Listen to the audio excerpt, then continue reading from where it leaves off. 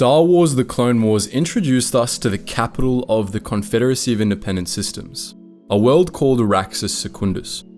But though the planet first appeared in the Clone Wars, it wasn't the first planet in the expanded universe to bear the name Raxus.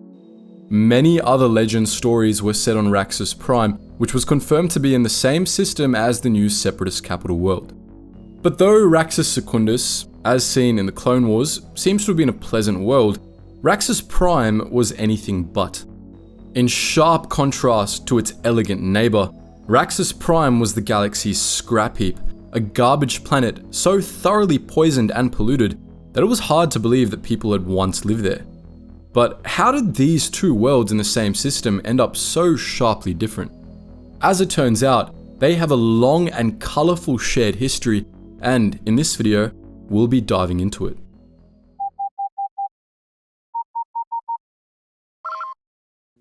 Attention, Sergeant on deck! Raxus Secundus, known simply as Raxus by the time of the Clone Wars, was a temperate world of warm seas, wide grasslands, and vibrant forests. Large parts of the planet were urbanized, but the planet's cities were elegant and built in an archaic style, lending them a sense of grandeur and history. Raxus was a world renowned for its beauty and for its proud culture, which resisted assimilation into the broader culture of the Republic. It was a significant regional power in the Tion cluster, a pocket of rimworlds at the end of the Polemian trade route that, during the Clone Wars, became the heart of the CIS. Raxus Prime was a completely different story. Most of the planet was heavily industrialized, covered by vast factories that spewed poison into the atmosphere, and the parts of the planet that weren't part of any active industrial project were buried under heaps of scrap, dotted with quarry pits and toxic lagoons. The planet's few inhabitants worked in the factories and lived in sealed-off environment domes. Raxus Prime's atmosphere was breathable, but it was polluted enough to be detrimental to living beings long-term. Raxus Prime was home to far more droids than organics, as it was where most of the galaxy's defunct droids were disposed of. Millions of these junk droids still wandered the wastes, posing a threat to any trespassers on their territory. By the time of the Clone Wars, Raxus Secundus was the Raxus system's population center, while Raxus Prime was all but abandoned. But as the names of the planets suggest, this wasn't always the case. Believe it or not, Raxus Prime was once the heart of the system, a bastion of industry and political power, overshadowing its more easygoing neighbor on the galactic stage. To understand how these roles reversed, we need to go back to the beginning of the Raxus system's long history, which stretches back even before the dawn of the Republic. Between 27,500 and 25,500 BBY, the humans of Coruscant sent sleeper ships across the core worlds, seeding human civilizations across the stars.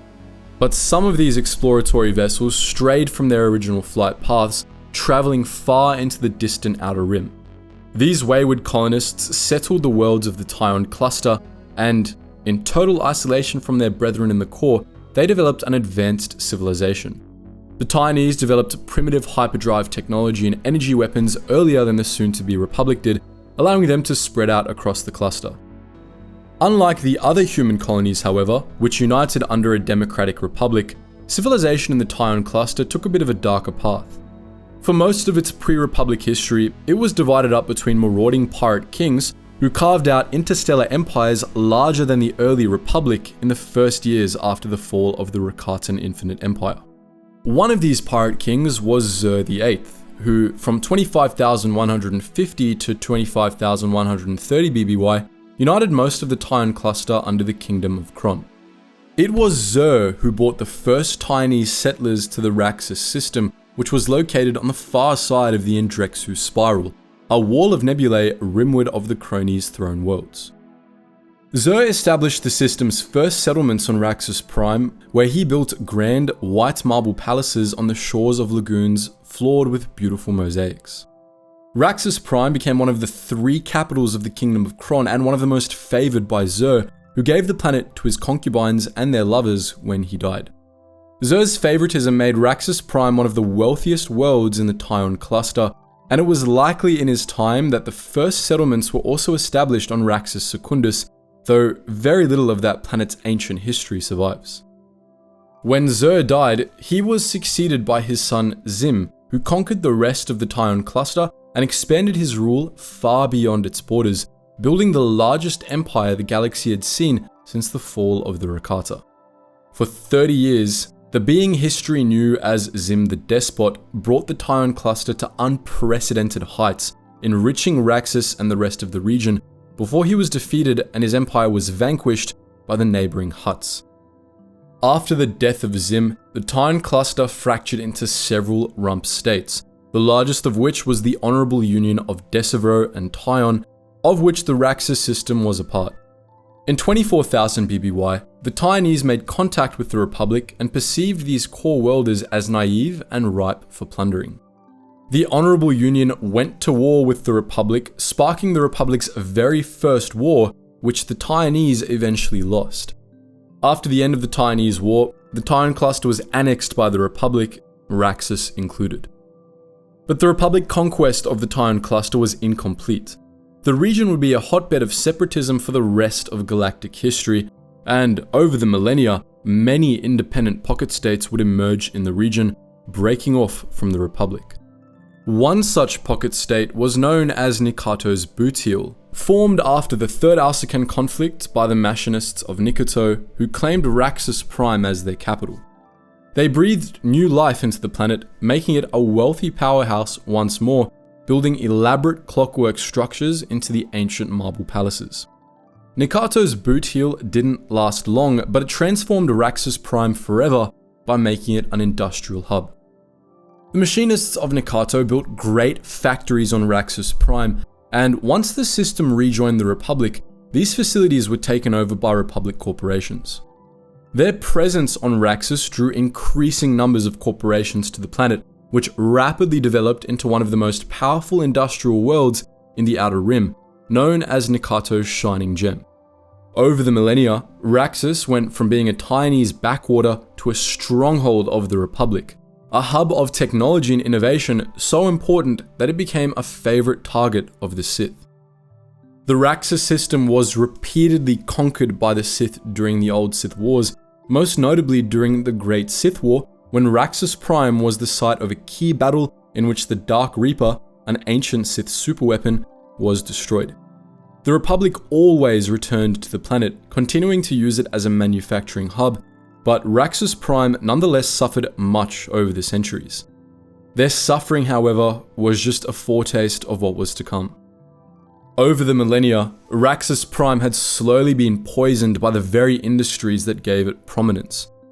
And during the new Sith Wars, this over-industrialization began to destabilize the planet's biosphere.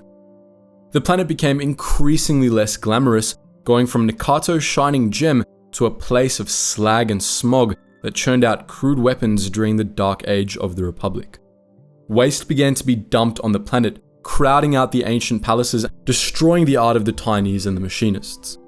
Entire continents were buried under piles of scrap metal, and the situation eventually became so bad that, after 1000 BBY, the very industries that had destroyed Raxus Prime began to flee the planet.